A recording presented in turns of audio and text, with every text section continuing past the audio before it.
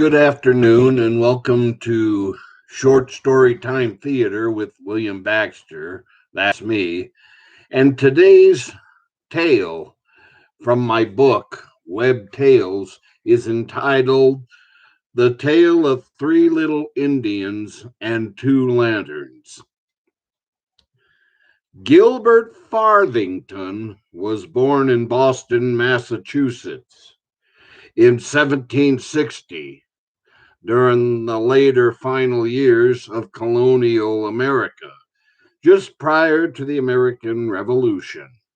While Gilbert was growing into manhood, he and his family experienced bitter times as a result of the passage of the Stamp Act and the Townshend Act by the British Parliament.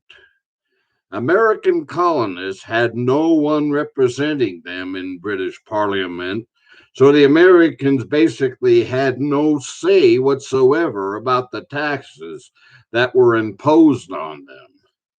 The colonists would soon refer to the passages of these tax laws as taxation without representation, which would later propel them into rebellion, which in turn would result in the American Revolution.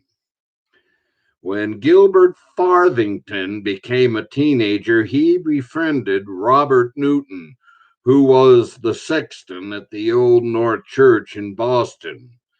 By this time, they were bitter feelings among American colonists toward the British and their illegal taxation without representation.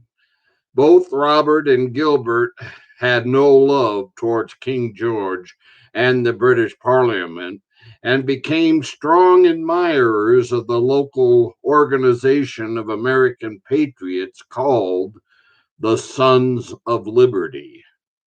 The, organi- the organization was headed up by patriot leaders such as Samuel Adams, John Hancock, and Paul Revere. In May of 1773, a new tax law was passed called the Tea Act. The East India Tea Company had fallen into hard times, and the taxes imposed by the Tea Act would bail the company out, giving them license to ship tea to the American colonies themselves.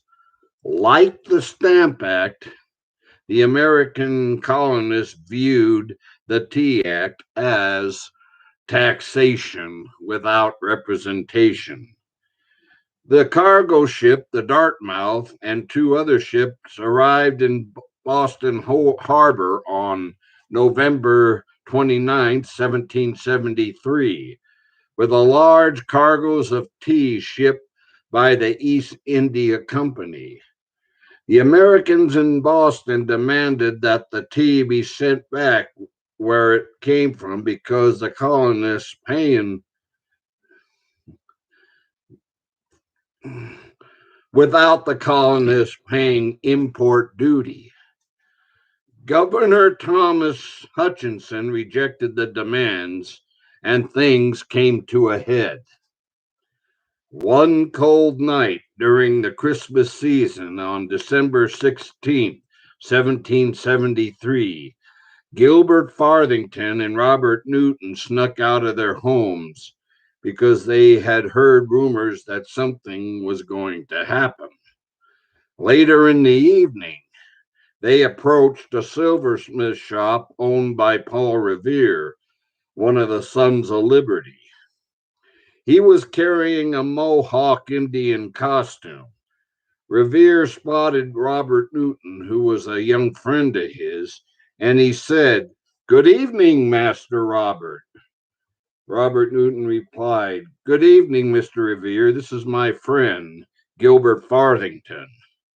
Paul Revere turned to Gilbert and said, "I am very pleased to meet any friend of young Master Robert."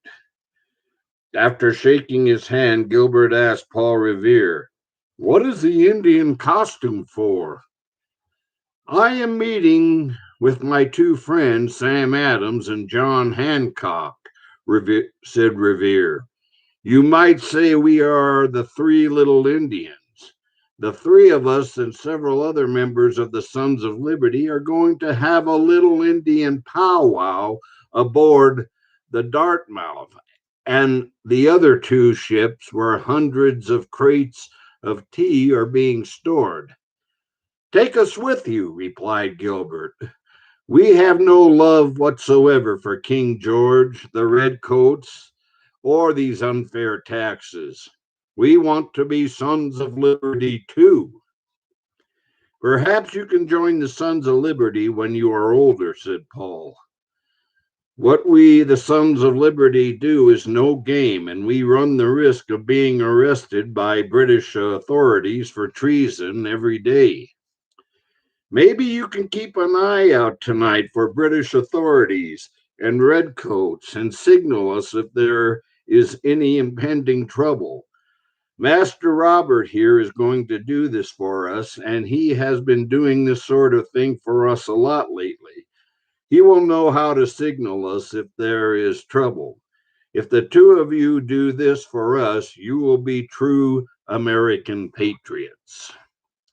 So that night, Paul Revere, Sam Adams, John Hancock, and several other members of the Sons of Liberty boarded the three ships dressed as Native Americans, and they threw hundreds of crates of tea into the Boston harbor, ultimately destroying the tea shipments. The British authorities did not react well to what was later in history called the Boston Tea Party. The Boston Harbor,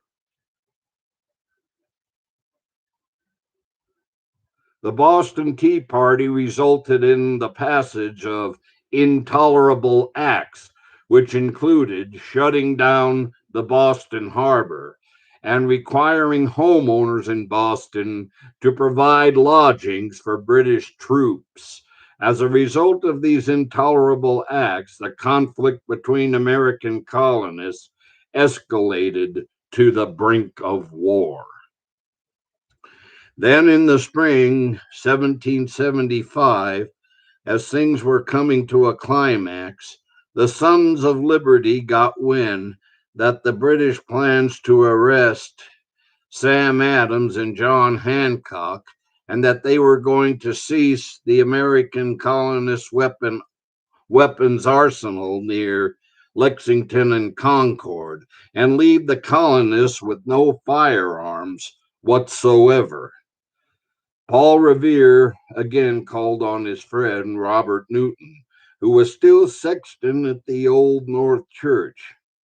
Knowing that General Gage and the British Army were about to invade, Paul instructed Robert to take two lanterns up to the top of the tower in the Old North Church, which was the tallest building in Boston back then. Newton was told to display one lit lantern if General Gage's army came by land, and two if they came by sea. That night, on April 18th, 1775, Robert Newton snuck out of his home, which was lodging British troops, and made his way toward the Old North Church with the keys to the church. Gilbert also snuck out of his home to find his friend. At the church, Newton met with John Pulling, a vestryman, and Thomas Bernard. These two men helped Robert display the lanterns in the church tower. As Robert was unlocking the church door, his friend Gilbert showed up out of nowhere. "What in the world are you doing here, Gilbert?" asked a concerned Robert.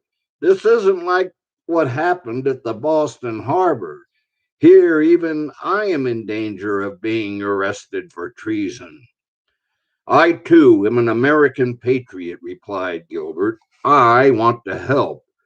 I know what is happening." These two men with me are helping me with the lanterns. Go and hide in the bushes and signal me if there is any trouble or British authorities lurking about. You will be helping out the cause a lot. I will be able to see you from the church tower." So Gilbert hid in the bushes near the church tower, and Robert Newton and his two other men proceeded up the stairs to the top of the steeple. Robert and his two men kept an eye out for General Gage and his redcoat army, and Robert also peered down at his friend hiding in the bushes from time to time. Finally, General Gage's army was spotted crossing the Charles River, telling him that the British were coming by sea. So Robert displayed two lanterns in the window of the steeple, signaling all those who were looking and waiting for the signal that General Gage and the Redcoats were coming by sea. Paul Revere arrived in Charleston and received the news about his friend's signal from the North Church Tower that General Gage and his army were on the move and were crossing the Charles River. Immediately, Paul Revere mounted his noble steed and made his famous ride into the late hours of night, calling the Minutemen army to arms. He uttered his famous words, "The British are coming." So when General Gage and the Redcoats showed up at Lexington and Concord, the Minutemen were waiting for them. The first shot of the American Revolution was fired, the shot heard round the world. When the Redcoats attempted to capture the American colonists' arsenal, the Minutemen stopped them dead in their tracks and chased the British army back to Boston. Samuel Adams and John Hancock were not arrested, and Hancock went on to serve as president of the Second Continental Congress, which signed the Declaration of Independence on July 4th, 1776. John Hancock was the first signer of the document. The American colonists went on to win the Revolutionary War at the Battle of Yorktown in 1781. A new nation arose, which was later called the United States of America, a country based on freedom, democracy, and equality for all men. American patriots at that time of the American Revolution helped to make it happen, including unknown and behind the scenes American patriots like Gilbert Farthington. I hope you enjoyed this afternoon's story, and I'll be back with more stories on Short Story Time Theater with William Baxter. In the meantime, you all have a wonderful afternoon.